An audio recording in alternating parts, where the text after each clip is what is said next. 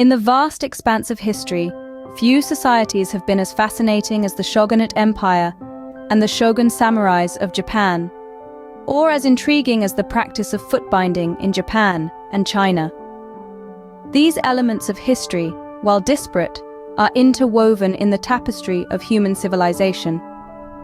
First, let's set the stage with the Shogunate Empire. Born in the shadows of feudal Japan around the 12th century, the Shogunate Empire was a military dictatorship led by the shogun. The shogun, a military leader, held the reins of power, while the emperor was largely a figurehead.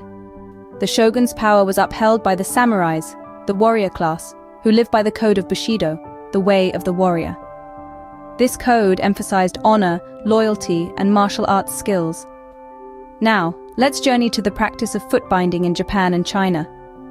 This deeply rooted tradition, also known as lotus feet, began in the Song dynasty in China around the 10th century. This practice involved the binding of the feet of young girls to modify the shape and size of their feet. It was seen as a sign of beauty and status, despite the pain and disability it often caused. While the practice was predominant in China, it also found its way to Japan, albeit to a lesser extent.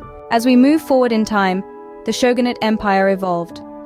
The Kamakura Shogunate, the first of its kind, fell to the Ashikaga Shogunate in the 14th century.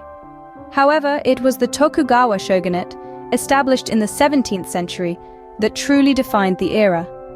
Under the Tokugawa rule, Japan enjoyed over 200 years of relative peace, known as the Edo period. Meanwhile, foot-binding continued in China and Japan, despite the pain and suffering it caused. The tradition was so ingrained in the culture that it wasn't until the early 20th century, under immense social and political pressure, that foot-binding was finally outlawed in China.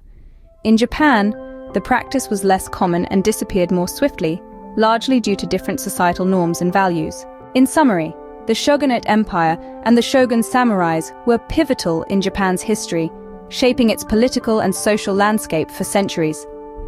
The shogun, backed by the samurais, held the ultimate power, while the emperor was a symbolic figure. The practice of foot-binding, on the other hand, offers a glimpse into the societal expectations of beauty and status in China and Japan. Despite the pain it caused, this tradition endured for centuries before it was finally abolished.